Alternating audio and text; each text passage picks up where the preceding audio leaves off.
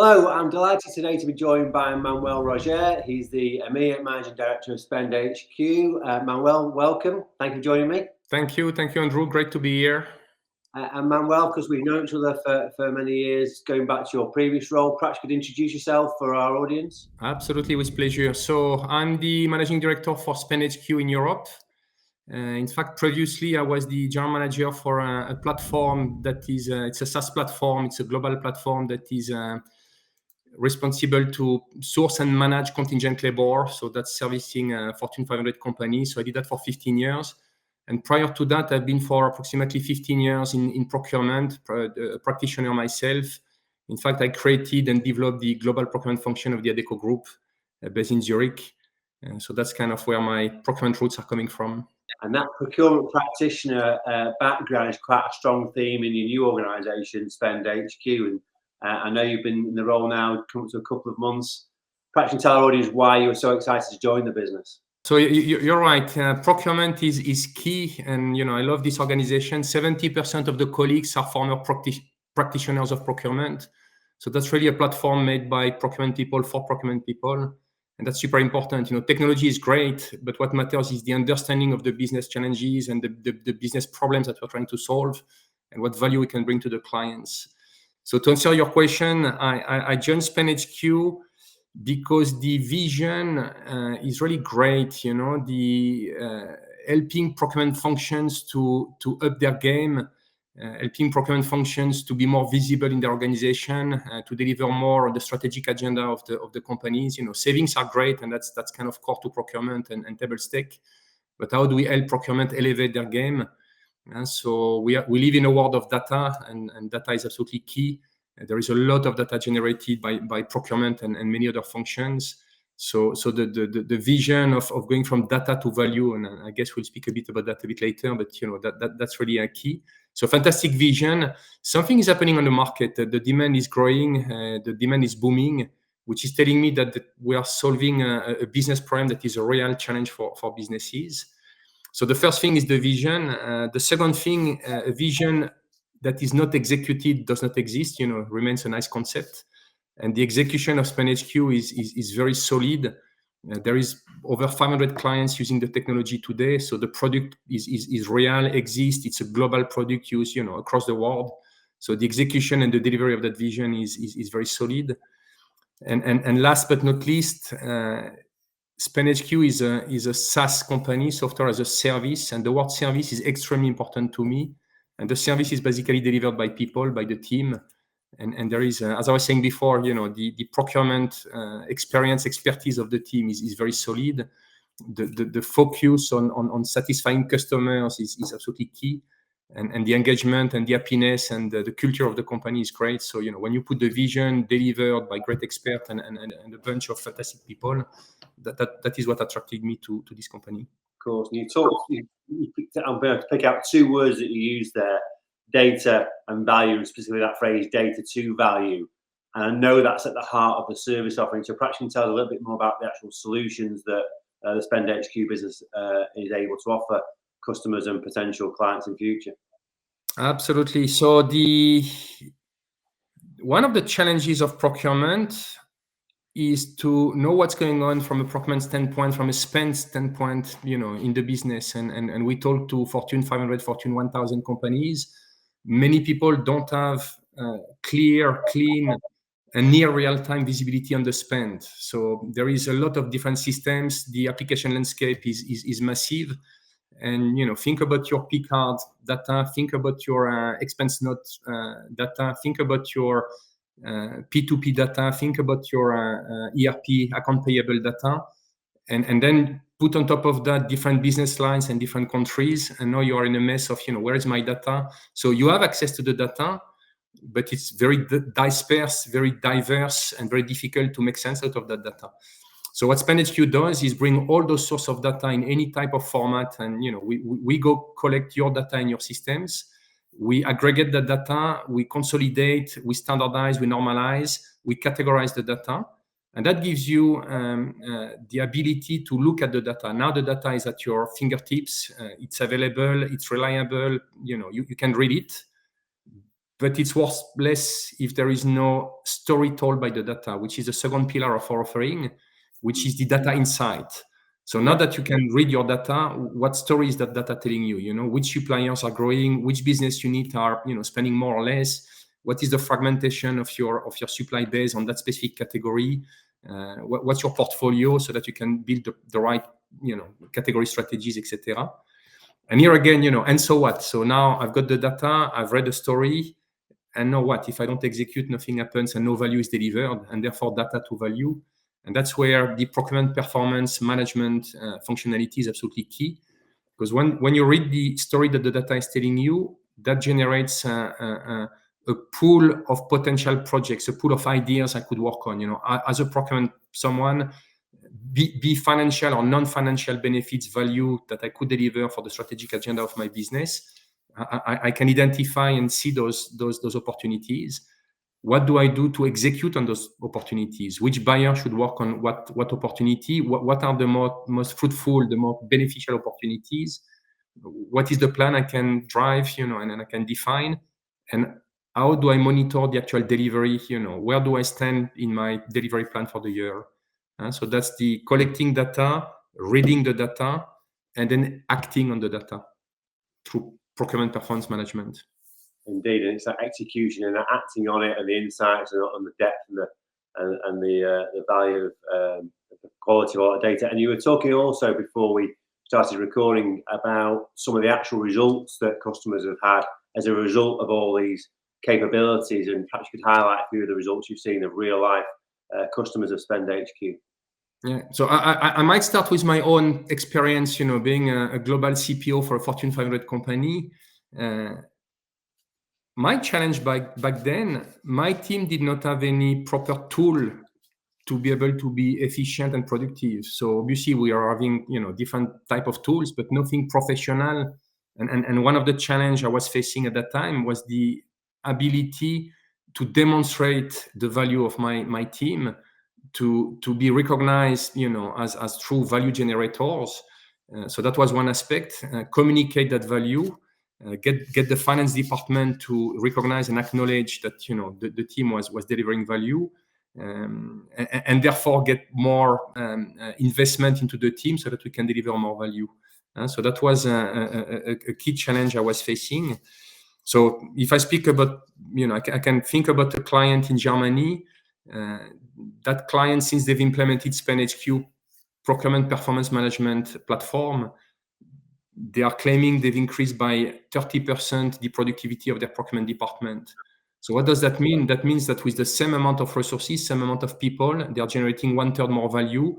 And here again, value is obviously cost savings that are delivered, measured, and communicated. But it's also non-financial performance indicators, such as your contribution as procurement to the risk management of the company, to the carbon reductions and that type of ESG kind of, you know, measurements. So how does procurement contributes to those non-financial aspects and performance targets of the company? And so how do they deliver that 1/3, 30% of more value with the same team?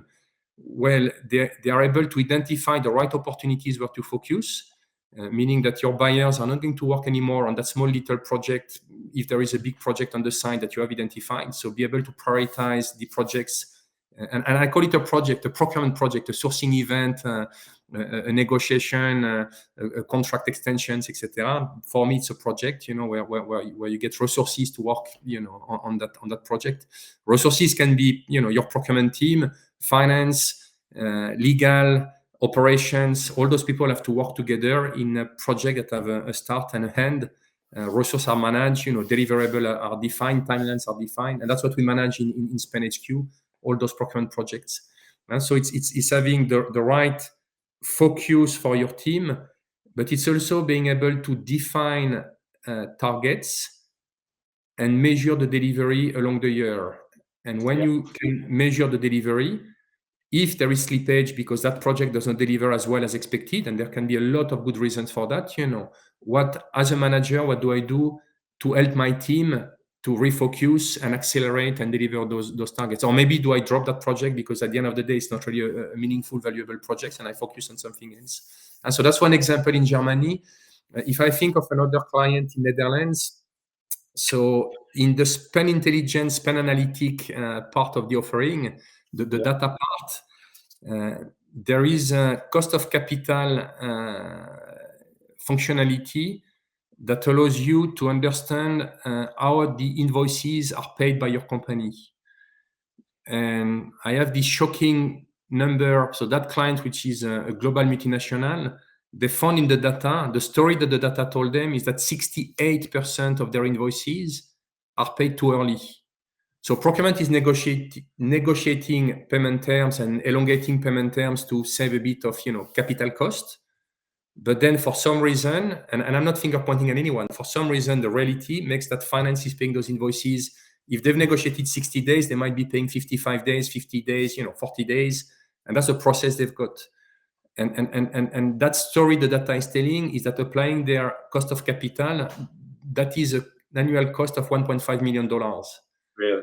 Wow. So procurement could, in collaboration with finance, and that might be process issues, system issues, people issues, or that might be also part of the data that is incorrect and needs to be fixed, but something is wrong in that element. And procurement can go focus on suppliers and negotiate longer payment terms or cheaper price. But then how do you make sure that those terms and conditions that were negotiated are actually properly, and rightly applied in the business? And that's where procurement can become much more strategic than just pure kind of price negotiators, as people outside of the procurement functions too often see us, I mean, that's two great examples. Think of a team being able to deliver a 30% improvement in performance with the same resources. What CPO wouldn't want to embrace that sort of potential for improvement, even if you can't necessarily get to that 30% figure, still 15, 20%. And then, those sorts of savings that you talk about there, from just something as simple as not taking full advantage of your payment terms. Again, another great example of what can be done. So no wonder you said. Sorry, if I may, on that, this is again where, if I look at my experience as a procurement manager, as a global year, I need to deliver more value to the company. The company would expect my team and I to deliver, what's next? What are you bringing? Negotiating and renegotiating contracts is great, but there is a time where, the value is there. And you also want to be careful not to put your suppliers under too much pressure, because you want them to be partners, you want them to invest in your business, you want them to collaborate, you want them to innovate on you and with you, and not just see you as a cheap client somehow, So you need to find the right balance. So the key question here, as a strategic CPO, where do I find the pockets of value that I can bring to the company? How do I identify those extra additional values that have not been addressed yet? And that's where the data to value, concept is absolutely critical to businesses. And that's been even more, that's always been important, Manuel, but that's been particularly the case in the last probably 2 years, in my opinion, from the conversation I've had. And also this next few years we've got in front of us with some challenging economic headwinds and changing political and macroeconomic issues, trade wars with America and China and all these different things. There's so many variables in there that are putting pressure on procurement leaders and their teams to deliver more and more year on year. Absolutely. A tool that enables that, why wouldn't you want that? So I was speaking with that client, another Fortune 500 big company based out of Switzerland, and those guys. So procurement was telling me, Manuel, for 2024, I am expected that 30% of the savings we generate will hit the actual P&L of the company. So that's the commitment we have.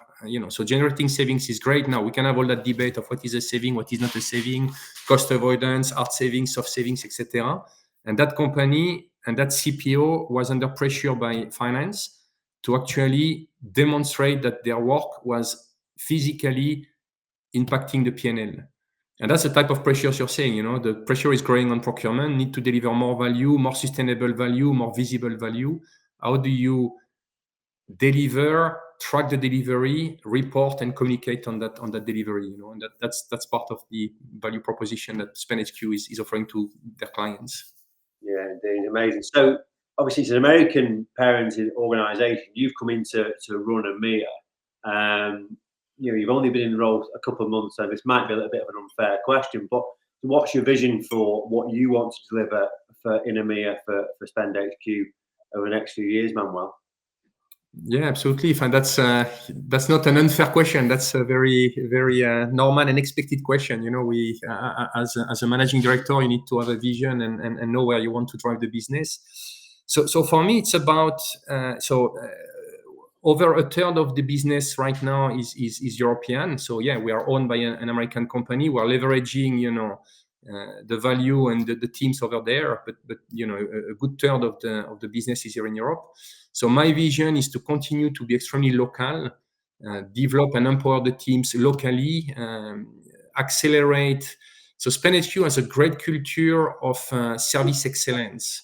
So Right. it's all about, and that's why a lot of our colleagues, you know, I was saying before, 70% of the colleagues are ex-procurement people, because for us it's critical to deliver the value. And that's something I'm going to press on and continue to do to deliver that value locally, close to the clients. So that's one aspect. The second aspect is the investment in the product. So we are doing a lot on AI right now. And the idea is, so AI is a big buzzword and will solve all of the problems of the world. You know, we all know that by tomorrow morning, by the way. SpendHQ has $8 trillion worth of spend that has been analyzed, categorized, and taxonomized, if that's a word. So we've got a lot of data. AI with no data, everyone knows that, you know. So it is nothing. So what we want to do is that power of the technology and the data we've got is basically three pillars: be able to be even more automatic, quicker, more reliable, and better quality in the spend categorization, if I call that this way. So today we commit to 97% spend being categorized by our system. So we want to be able to do that faster, cheaper, and better quality. So that's where, and that's things that the clients are not going to truly see because it's in the black box behind the scene. So that's one aspect. The other aspect of AI is ingesting third-party data. Think EcoVadis, think financial risk, think you know, all those external piece of data, and be able to match the data we've got in the system with those external data to give better, more meaningful insights to the buyers. And AI is not going to replace procurement. I'm absolutely convinced. AI is going to empower and support and help procurement to do an even better job. And the third aspect of AI for us, today, you are going to look at the dashboard, you're going to drill down and, you know, drag and drop, etc. What about you ask a question to the machine? Hey, SpendHQ, tell me, you know, in the past 6 months, which are the countries where the spend on this category was, you know, bigger, lesser? You know, tell me what are the categories that are more fragmented. Tell me where I've got no compliance with my negotiated contracts. Basically, tell me where I should be looking at in more details to be able to act, you know. And so that's the second aspect, the investment on the product. There is also a lot of investment in the collaboration around procurement projects. So enhancing the collaboration of buyers, as I was saying before, finance in terms of financial controlling, financial reporting, legal, etc.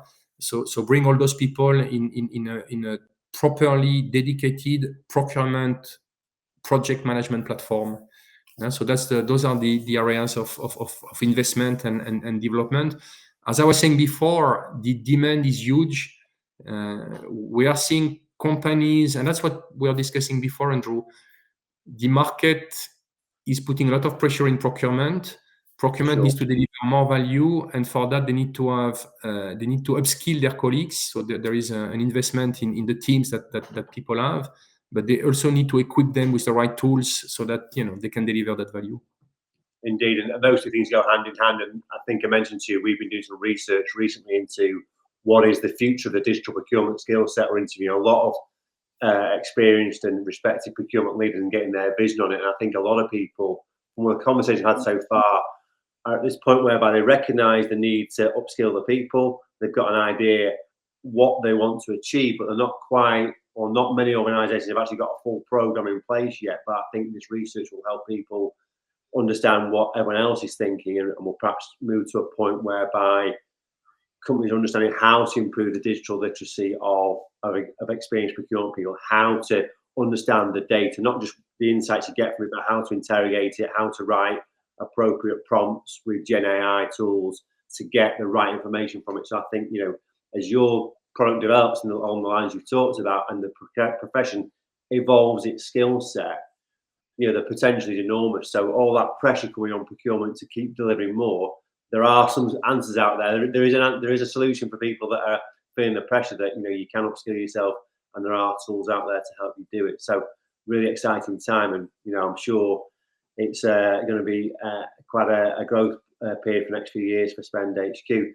For anyone who's really interested in getting in contact with you, they can go to spendhq.com, of course, or people can get you directly on LinkedIn. Manuel, is that a good place to get you, or do you want to share your email address? Absolutely. So more than happy to chat with any procurement practitioner and share notes and the vision. You know, our procurement is in a trend of professionalizing and becoming more strategic. So absolutely, people can reach me on manuel.roger, ROGER, at spendhq.com, or on LinkedIn directly. You know, I'll be happy to exchange and meet people. Yeah, indeed, excellent. And one point I'd like to make about the SpendHQ business, I know Manuel's colleague Pierre well. Those two worked together back in the Adecco days, and I was chatting to Pierre at a recent conference about recruitment, of course, and he told me about how proud he was of their very, very low staff turnover. They attract and retain great people, and that's something which I think is something sometimes people overlook when they're choosing their solutions. The stability of an organisation, the quality of their people, their ability to retain great talent, because it's all well and good the solution being good, but you need that backup of the people with the vision and helping you drive the adoption. So that's something to note, that SpendHQ have got a particularly strong track record with their people. Right, thank you for watching. I really hope you found that valuable. Of course, reach out to Manuel if you need to know more. And yeah, I hope you found it really informative, and thanks for watching. Thank you very much. It was great to speak with you, Andrew. Thanks.